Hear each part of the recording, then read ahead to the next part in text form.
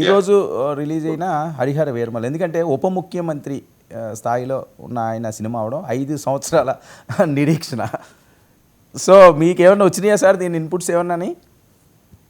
ఏం లేదండి, నేను పెద్ద సినిమాల మీద ఎక్కువగా చూడను గానీ, సినిమాలైతే దీని యొక్క వారు కూడా చాలా చోట్ల ఐ థింక్ విశాఖపట్నం, అవును. తర్వాత హైదరాబాదు, తర్వాత విజయవాడ, ఐ థింక్ అమరావతిలో కూడా వారు ఈ సినిమా సందర్భంగా వాడు ప్రోమో దీంట్లో కూడా వారు పాల్గొన్నారని విన్నాను నేను. హ్మ్.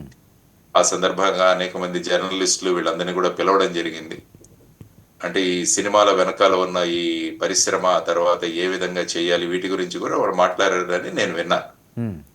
ఆ తర్వాత ఐ థింక్ నిన్న ప్రీమియర్ షో అనుకుంటాను. ఈ అవును. రోజు రెగ్యులర్ రిలీజ్ అని అన్నారు మరి. అవును సార్.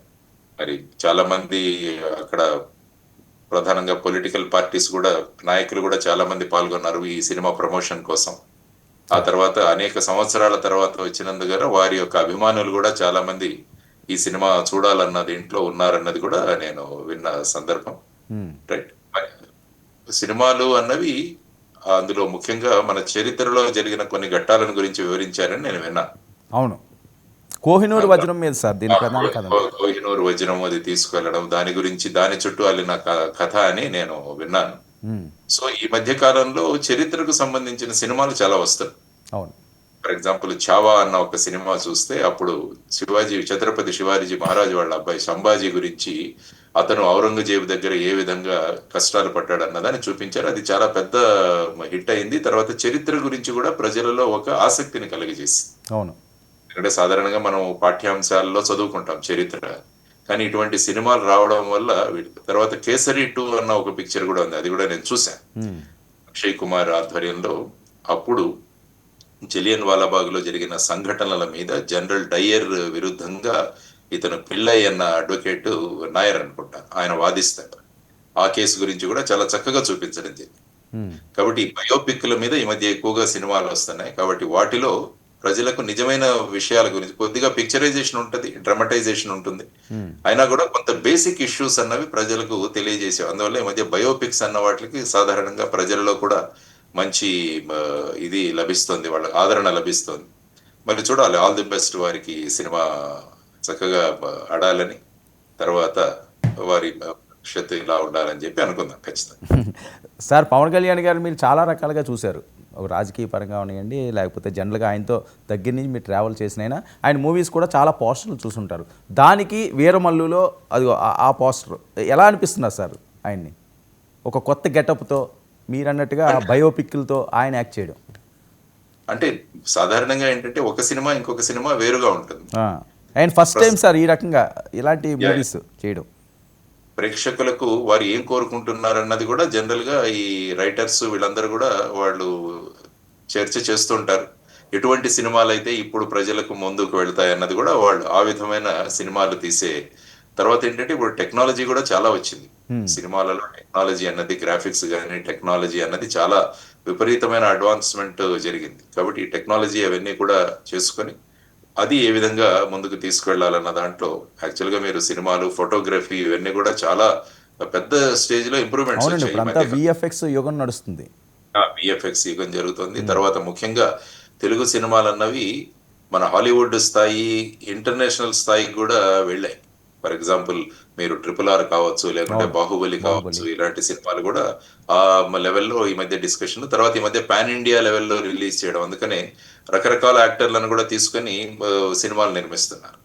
అంటే హిందీ వాళ్ళు, తర్వాత తమిళ్ వాళ్ళు, వీళ్ళందరినీ తీసుకొని, ఎందుకంటే ఆయా రాష్ట్రాలలో వీళ్ళ ఫేసెస్ ఉంటాయి కాబట్టి అది కూడా అక్కడ ఒక పాన్ ఇండియా లెవెల్లో. తర్వాత ముఖ్యంగా ఏంటంటే ఈ మధ్యలో ఇంతకు ముందు మనం 100 రోజులు, 150 రోజులు, సంవత్సరాలు నడిచే సినిమాలు కూడా ఉండేవి. అవును. అని ఇప్పుడు ఏమైపోయిందంటే మొదటి 2 వారాల మీదే మొత్తం కలెక్షన్స్ ఆధారపడి ఉన్నాయన్నది సర్వసాధారణంగా అనుకుంటున్న విషయాలు. ఈ మధ్యలో 100 రోజులు ఆడిన సినిమాలు ఇలాంటివి వెంటనే ఓటీటీ ప్లాట్ఫామ్స్ మీదకి వచ్చేస్తున్నాయి అవి. ఆ తర్వాత వాటిలో ఆ రైట్స్ కూడా అమ్ముకొని వాళ్ళు కూడా నిర్మాతలకు డబ్బు వస్తుంది. కాబట్టి అందుకని ఈ ఇనీషియల్ 14 డేస్ లో టికెట్ రేట్ల మీద చాలా డిస్కషన్ జరుగుతుంటుంది అవును. ఎప్పుడు కూడా. అంటే సాధారణ రేట్ల కన్నా ఎక్కువ రేట్లు పెట్టాలి అన్న దాని గురించి కూడా చాలా డిస్కషన్స్ జరుగుతాయి. సో ఈ విధంగా ప్రీమియర్ షోస్ ఇవ్వాలా, లేకుంటే ఎక్కువ నెంబర్ ఆఫ్ షోస్ ఎక్కువ పెట్టాలా, ఇవన్నీ కూడా సుమారు ఆలోచించే ఒక 3000 థియేటర్లో రిలీజ్ అయింది సార్ వరల్డ్ వైడ్.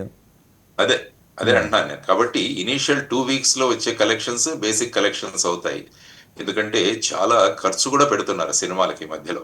అవును. ఎందుకంటే 500 కోట్ల ఫిల్మ్ అని, 1000 కోట్లు అని జెప్పేసి. సాధారణంగా మీరు అనుకుంటాం గానీ, ఈ సినిమా వెనకాల అనేక మంది జీవితాలు గూడా ఉంటాయి. యెస్.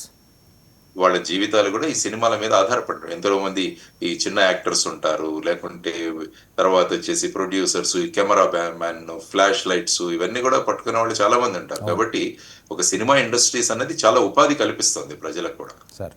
సో, అది గూడా మనం ఆలోచించుకోవాలి. సో, ఆ విధంగా ఈ సినిమా నిర్మాణాలు జరుగుతున్నాయి. కాబట్టి ఆల్ ది బెస్ట్ మంచి ప్రజలు ఎందుకంటే సినిమా అన్నది మన జీవితంలో ఒక భాగం అయిపోయింది. ముఖ్యంగా దక్షిణ భారతదేశంలో అవును. సినిమా అన్నది ఒక భాగం. కాబట్టి సినిమాలు చాలా ప్రభావితం చేస్తాయి ఇక్కడ ప్రజల్ని గూడా.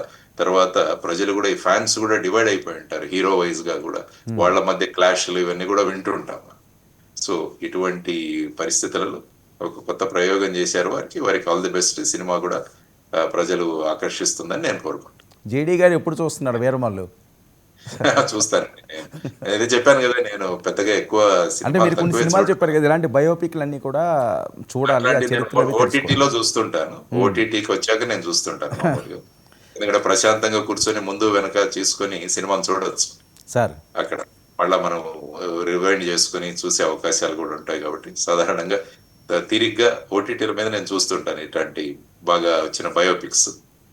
'ఎంఎస్ ధోని' అన్న సినిమా గూడా మంచి బయోపిక్ అవును. వచ్చింది. అది అవును. గూడా ధోని గారి చరిత్రను గూడా చాలా చక్కగా చూపించారు. 'టెండూల్కర్' చరిత్ర కూడా వచ్చింది సార్. టెండూల్కర్ మీద వచ్చింది. మిల్కా సింగ్ మీద వచ్చింది. హ్మ్. ఇవన్నీ కూడా చాలా సినిమాలొచ్చాయి. ఎందుకంటే ఈ మధ్య బయోపిక్స్ మనం మాట్లాడుకుంటున్నాం కాబట్టి, బయోపిక్స్ అన్నవి గూడా ప్రజలకు వాళ్ళ జీవిత చరిత్ర గురించి ఒక అవగాహన కల్పిస్తాయి.